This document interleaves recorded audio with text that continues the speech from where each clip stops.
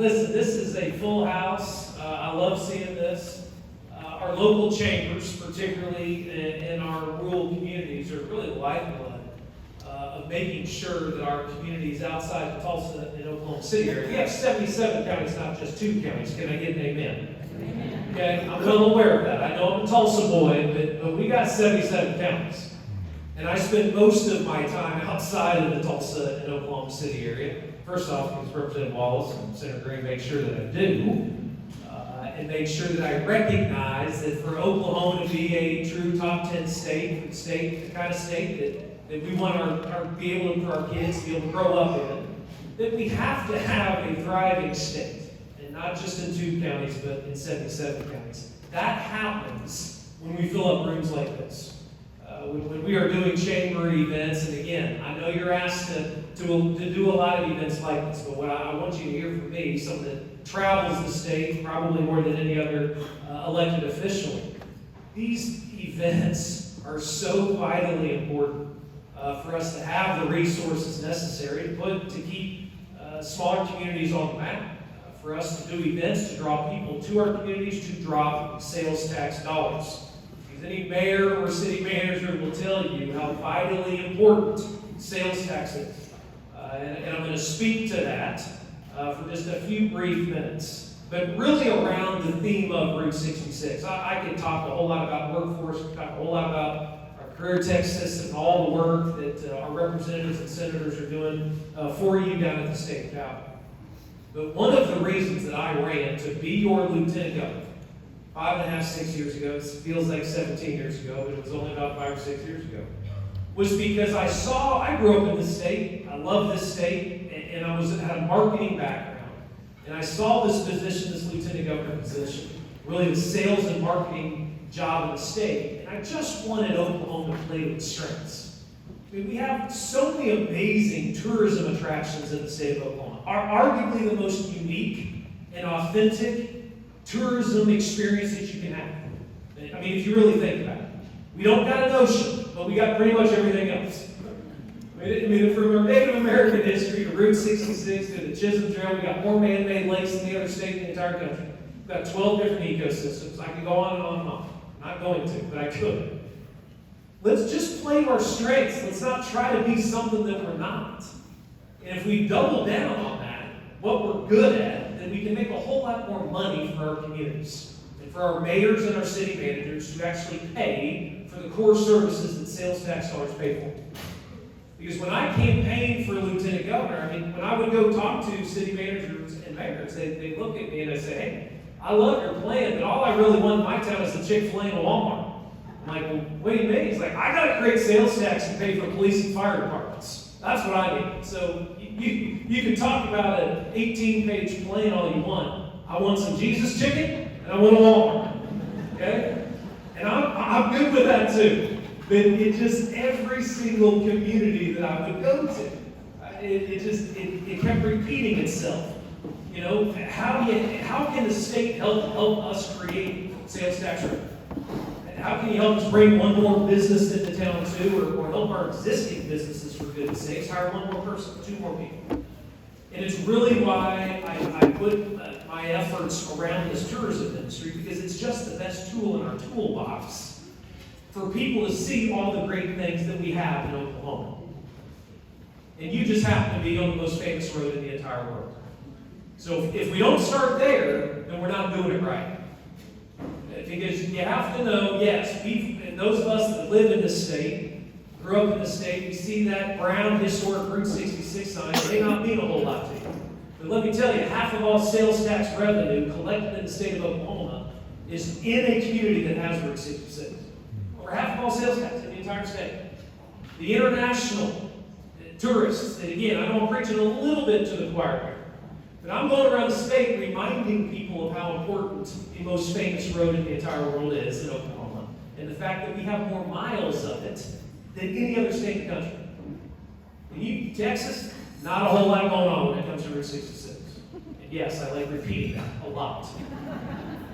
We got a lot of states, 7, 8, 9 states that have Route 66, but nobody has what we have.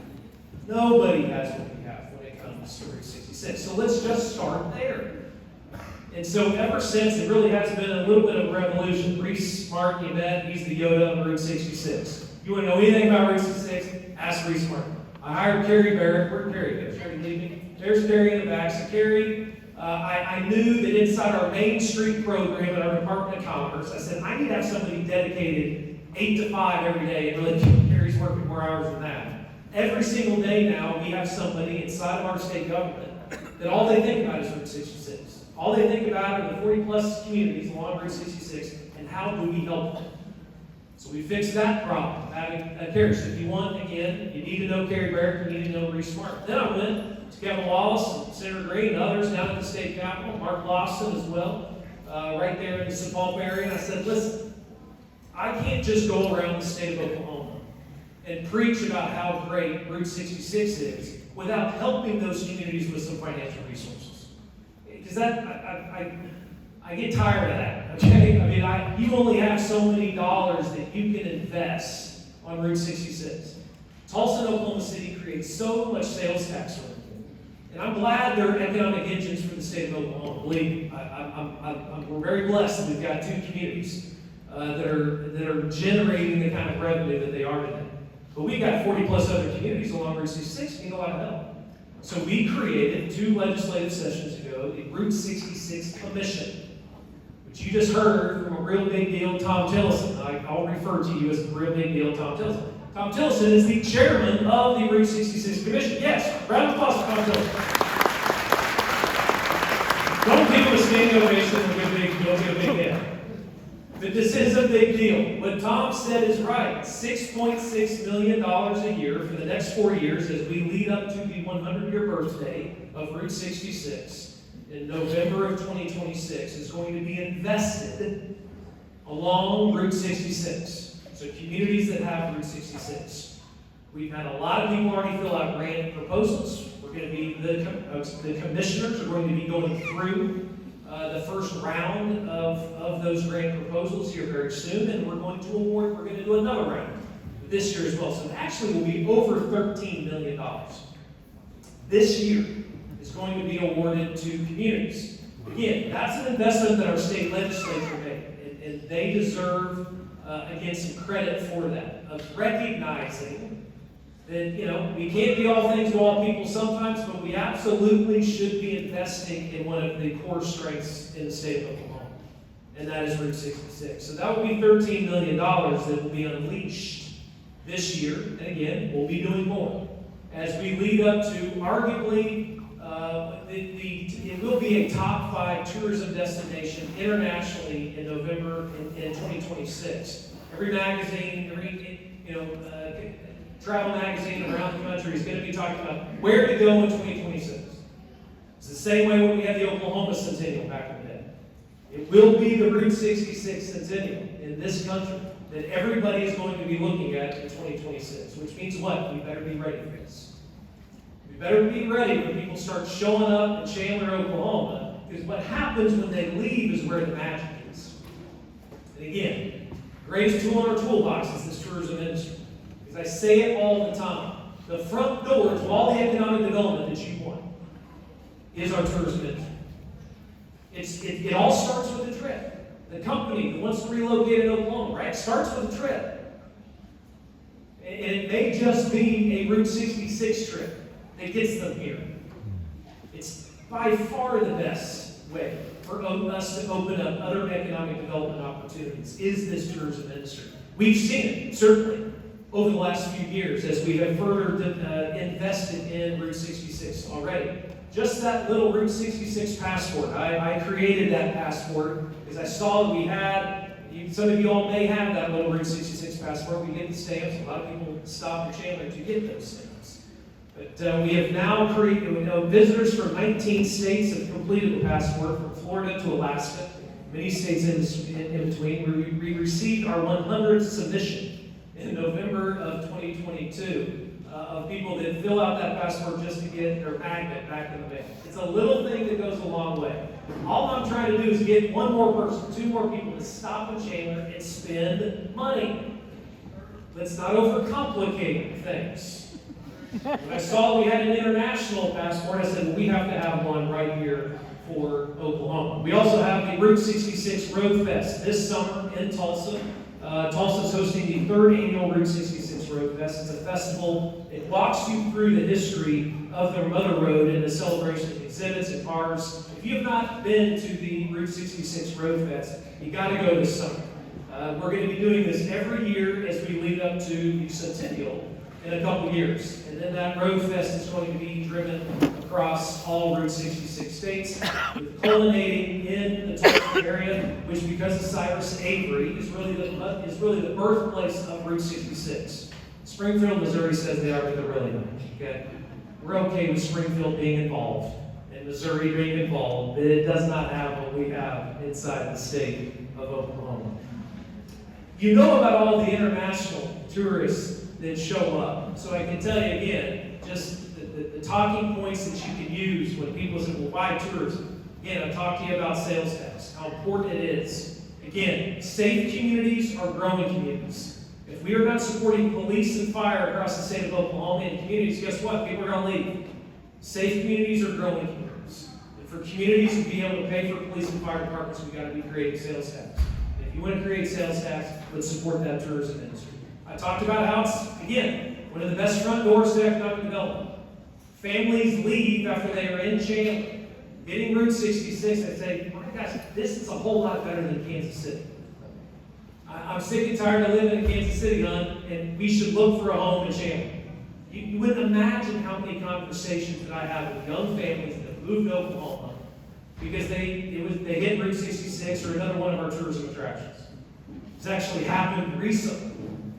When after I gave a speech and had a young couple come up to me after and said, you were talking about me in your speech. I said, well, what are you talking about? I said, well, we lived in Denver, Colorado during COVID. Denver, Colorado was probably still shut down during COVID. They pretty anti-business policies that they had in the Denver, Colorado area. It's a great couple. They both come and said, we were shut down. We got 3 little kids at home. There was nothing we could do. Our state park system was shut down in Colorado. And we just Googled state parks that were open. And the only state park system within a day drive of Denver, Colorado was Oklahoma. I did not shut down your state parks. I hope you're okay with that. I was not going to tell a mama bear that she can go walk in the woods with her kids. Maybe you wanted to do that during COVID? I did not want to do that. So we kept our parks open. If you wanted to go walk in the woods, you can go walk in the woods all you want. So they loaded up their minivan and showed up in Oklahoma. They hit 5 or 6 different state parks in 7 days. He looked at me in the face and he goes, guess who now lives in Oklahoma? They loved it that much. That's one couple. He's an architect now, and they live in the Oklahoma City area. If we have to do it one couple at a time, I'm okay with that. Because again, I'm not going to overcomplicate the good stuff, the easy stuff. Of just helping people understand and explore Oklahoma maybe for the first time. It truly is pretty magical when you see this place for the first time and recognize that the American dream still lives here. This is truly the land of second and third chances. I love that quote. A historian in Oklahoma has a great history book. It's the first paragraph in his book. Talks about how Oklahoma is the land of second and third chances. When you look at our history, that's exactly what it is.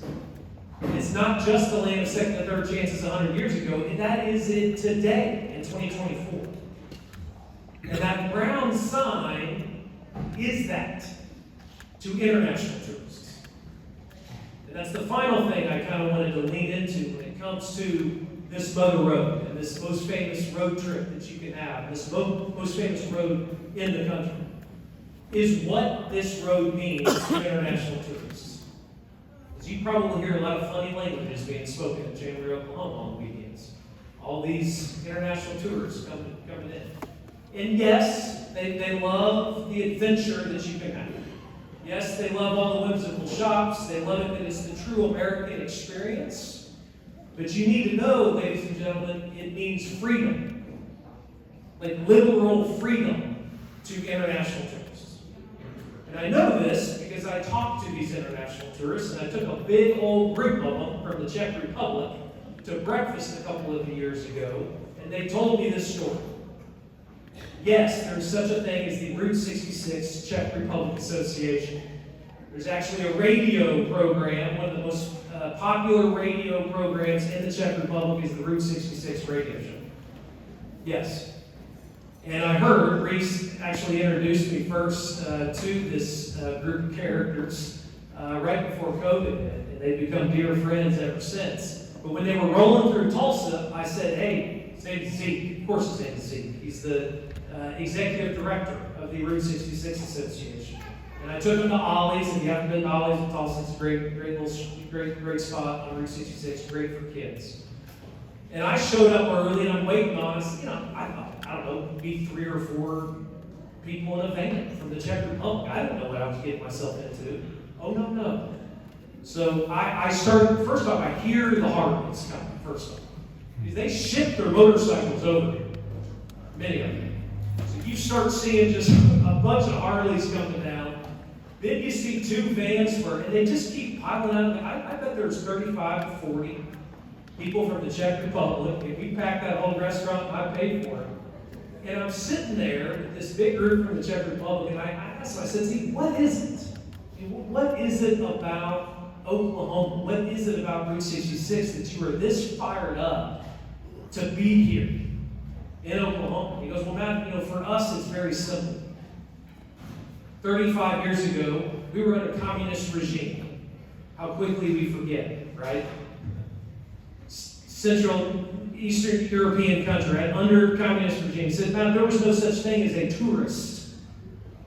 You couldn't be a tourist. But when we watched movies and television shows and listened to the radio in America, it was this other road. It was Route 66. That was America to us. And so when we were free from communism, the first trip we took to America was to Oklahoma. Now listen, if we can't bottle up and sell that, we can't sell anything, right? We bottle up and truly sell freedom as a state. I mean, in the international communities, and it's not just the Czech Republic and Germany, it's Japan now, it's China now, it's Australia. I mean, there's not really an international market.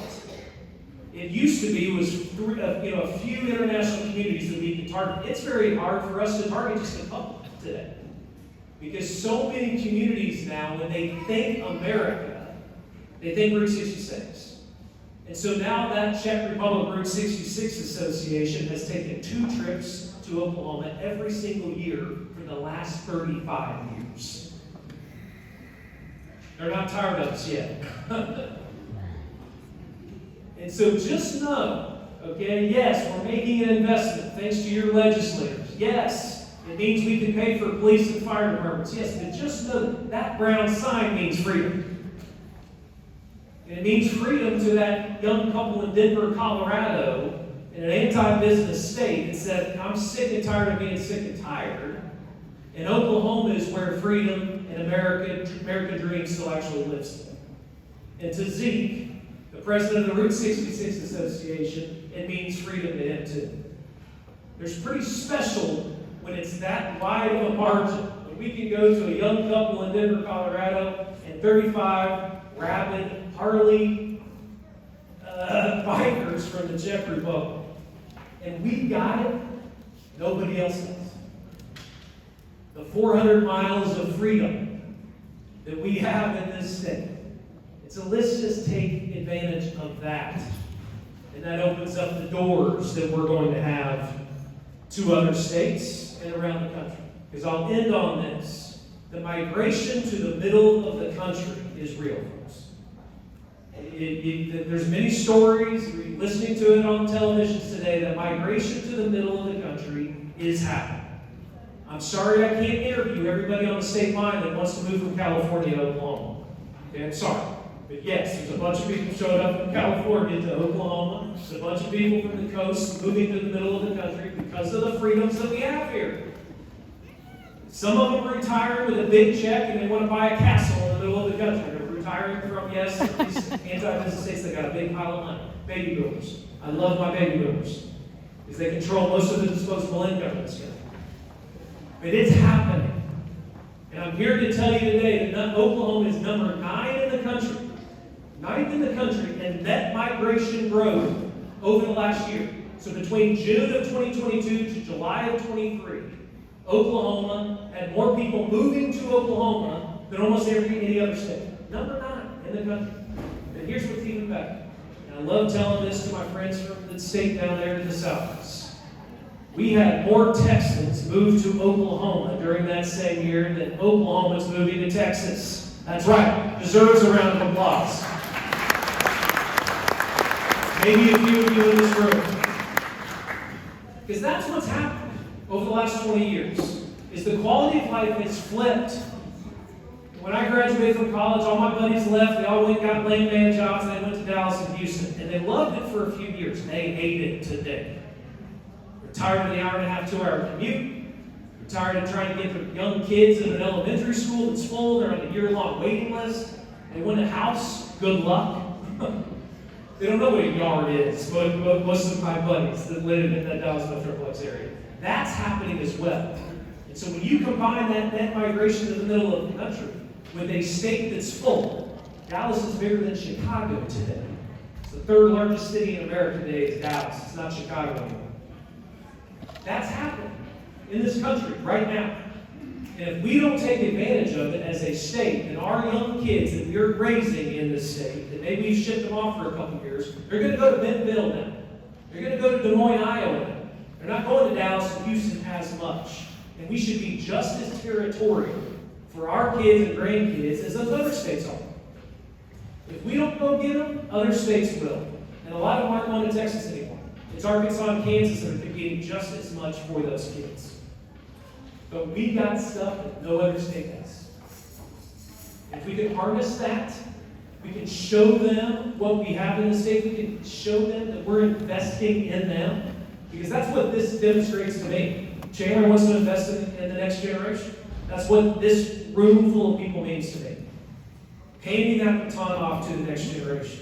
And giving our kids every opportunity that Oklahoma can be the best place to live, work, and raise a family. I believe that. I'm an Oklahoman by choice. We're choosing to raise my wife and I are raising our 4 kids here. And I hope you want that too. But for us to be able to continue that, we've got to play to our strengths as a state. And to have what we have, the freedom, literal freedom of what that road means, that's a darn good start. Let's start there. Let's build on it. With every other workforce and economic development program, that again, your state senator and your state rep are working on down at the state capitol. You combine those 2 things, Oklahoma absolutely can lead the way into the future. So I want to say once again, it's an honor for me to be here to help keynote this evening, swear your new officers in. Continue to be dedicated to what you do well. If you play to those strengths, we're going to grow this community, we're going to grow the state of Oklahoma, so we get more of those families showing up here and knowing that this is where the American dream lives and breathes. God bless each and every one of you. Thank you.